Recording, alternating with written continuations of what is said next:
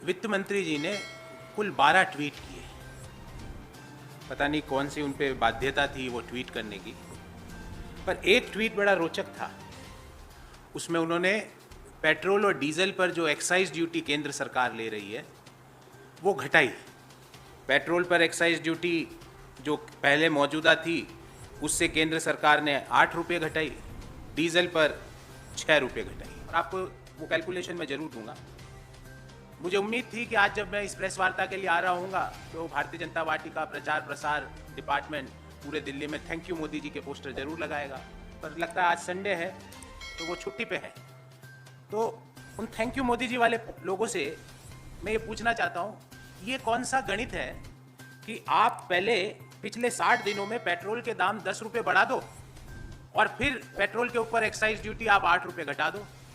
वो कौन सा गणित है कम करने का जिसमें 60 दिनों में डीजल के दाम में आप पिछले 60 दिनों में 10 रुपये बढ़ा दो और 7 रुपये कम कर दो?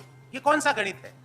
ये तो एक मुझे बड़ा एक रोचक किस्सा याद आता है कि एक दुकान पे हमेशा सेल लगी हुई होती थी। तो हमने पूछा उससे कि भाई साहब ये सेल आपके 24 घंटे 365 दिन सेल क्यों? बोले पहले बढ़ा देते हैं फिर सेल दे देते हैं, तो पहले 25% बढ़ा दो फिर 15% सेल दे दो फिर 10% तो फिर भी आगे हो। और उसके लिए देश को बोलना है थैंक यू मोदी जी कि आपके पास ऐसा हुनर है कि आप चीज को घटा के भी बढ़ा देते हो। उस हुनर का कल वित्त मंत्री जी ने उसकी एक हमारे सामने उस हुनर को रखा। कुछ आंकड़े देता हूं साथियों। अप्रैल 2014 में पेट्रोल पर केंद्र सरकार 9 रुपये 48 पैसे प्रति लीटर एक्साइज ड्यूटी लेती थी, जो आज मई 2022 में कम करने के बावजूद भी 19 रुपये 90 पैसे है। मतलब 2014 की तुलना में पेट्रोल पर आज भी केंद्र सरकार 10 रुपये 52 पैसे प्रति लीटर एक्साइज ड्यूटी ज्यादा ले रही है। अर्थात जो 2014 में एक्साइज ड्यूटी थी उससे दोगुनी से भी ज्यादा, more than twice still government of India is charging the excise duty on petrol.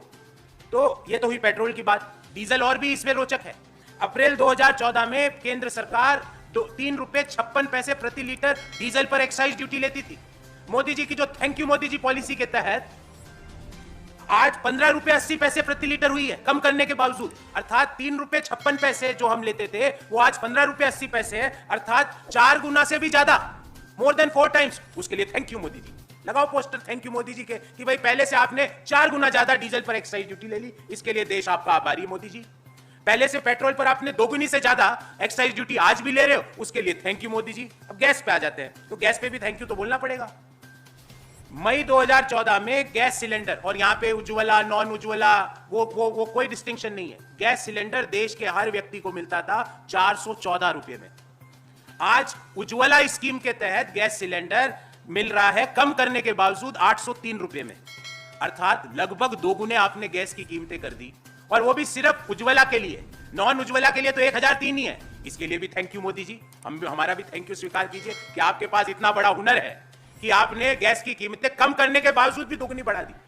This is an art that you are reducing but still it is increasing. आप कम कर रहे हो पर फिर भी बढ़ रही है। आपने 200 रुपए कम किए फिर भी गैस की कीमतें दोगुनी से ज्यादा होगी। और ऐसा क्यों हुआ ये आप लोगों को समझना पड़ेगा। ऐसा इसलिए हुआ गैस की कीमतों में कि जब केंद्र सरकार ने गिव इट अप स्कीम चालू की थी ना, गिव इट अप, तो केंद्र सरकार ने भी सब्सिडीज को गिव इट अप कर दिया। जो लोगों को गैस सिलेंडर पे सब्सिडी 2014 के पूर्व की सरकारें दिया करती थी, मोदी जी ने कहा आप भी दे दो हम भी दे देते, गिव इट अप। तो उन्होंने सब्सिडी को गिव इट अप कर दिया। इसका आंकड़ा है मेरे पास। 2014 में गैस पर सब्सिडी केंद्र सरकार वहन करती थी 36,500 करोड़। 2013-14 में यह आंकड़ा था 46,458 करोड़, और आज हो गया शून्य, क्योंकि मोदी जी ने सब्सिडी देना बंद कर दिया।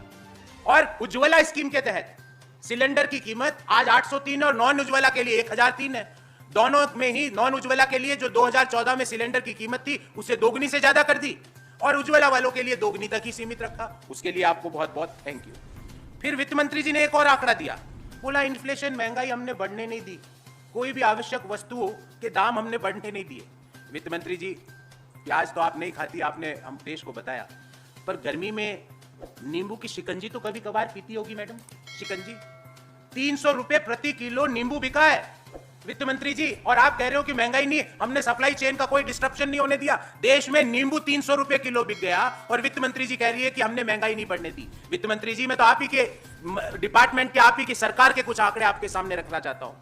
WPI अप्रैल 2022 में 15.1%, 15.1% होलसेल प्राइस इंडेक्स, और रिटेल इन्फ्लेशन 7.79%। वित्त मंत्री जी ने अपने ट्वीट में कहा महंगाई नहीं है देश में, there is nothing called as inflation in our country. ये 7.79 तो रिटेल इन्फ्लेशन है, ये मेरा आंकड़ा नहीं, ये भारत सरकार का आंकड़ा है। WPI आपका 15.1% है, ये मेरा आंकड़ा नहीं, भारत सरकार का आंकड़ा है। क्या ये आंकड़े देखने के बाद भी वित्त मंत्री जी आपका जो ट्वीट में जो भाषा थी कि हमने इन्फ्लेशन को, महंगाई को नहीं बढ़ने दिया, क्या ये आंकड़े गलत है, या आपके ट्वीट की भाषा और आपके ट्वीट का मंतव्य गलत है? फिर एक ट्वीट वित्त मंत्री जी ने किया, हम गरीबों का बहुत ध्यान रखते हैं। बिल्कुल वित्त मंत्री जी, ऑक्सफैम और सीएमआई की रिपोर्ट तो कुछ दूसरा ही चीज बता रही है। ऑक्सफैम की रिपोर्ट कहती है वित्त मंत्री जी कि 2021 में 84% हाउस होल्ड्स की इनकम घटी और बिलियनियर्स की ग्रो करी। सीएमआई की रिपोर्ट कहती है कि 2021 में 97% इंडियंस की आय घटी, और ऑफ कोर्स जो 3% कौन है आपको भी पता है, 3% की बढ़ गई। अब देश के युवा, देश के मध्यम आय वर्गीय परिवार, देश के निम्न आय वर्गीय परिवार, वो इक्वेशन, वो फॉर्मूला आपसे जानना चाहते हैं वित्त मंत्री जी, जो उन 3% लोगों के पास है जिनकी इनकम बढ़ रही है, और 97% को वो फॉर्मूला दे दीजिए ना। तो आप कह रहे हो कि हम पुअर का ध्यान रखते हैं, यहां तो सीएमआई और ऑक्सफैम दोनों की रिपोर्ट कह रही है कि हिंदुस्तान में 97% लोगों की आय 2021 में घटी, सिर्फ 3% की बढ़ी। ऑक्सफैम की रिपोर्ट कहती है 84% की घटी, सिर्फ बाकी लोगों की बढ़ी। देश में बिलियनियर्स की जो ग्रोथ है, सिर्फ उनकी ग्रोथ हो रही है, ना तो मिडिल क्लास की हो रही है, ना लोअर इनकम ग्रुप की हो रही है, ना किसानों की हो रही है, ना मजदूर की हो रही है। तो वित्त मंत्री जी, ये जो आपका जो एक्सपेक्टेशन था कि देश बोलेगा थैंक यू मोदी जी, वो रियलिटी ये है कि what you have done to India Modi ji. We are asking what you have done to India Modi ji. क्या इसके लिए धन्यवाद है कि आज भी एक्साइज ड्यूटी पेट्रोल पर जो 2014 पे थी उससे दोगुनी से ज्यादा आप वसूल कर रहे हो? क्या इसके लिए धन्यवाद है कि आज भी एक्साइज ड्यूटी डीजल पर जो 2014 में थी उससे लगभग 4 गुना आप वसूल कर रहे हो? क्या उसके लिए धन्यवाद है कि 2014 में जो गैस सिलेंडर के दाम थे उससे लगभग दुगुने उज्ज्वला स्कीम के तहत और नॉन उज्ज्वला सिलेंडर्स के लिए दोगुने से ज्यादा आप वसूल कर रहे हो? क्या इसके लिए थैंक यू मोदी जी बोले कि 97% लोगों की आय घटी? वित्त मंत्री जी कह रही है कि हम पुअर का ध्यान रख रहे हैं।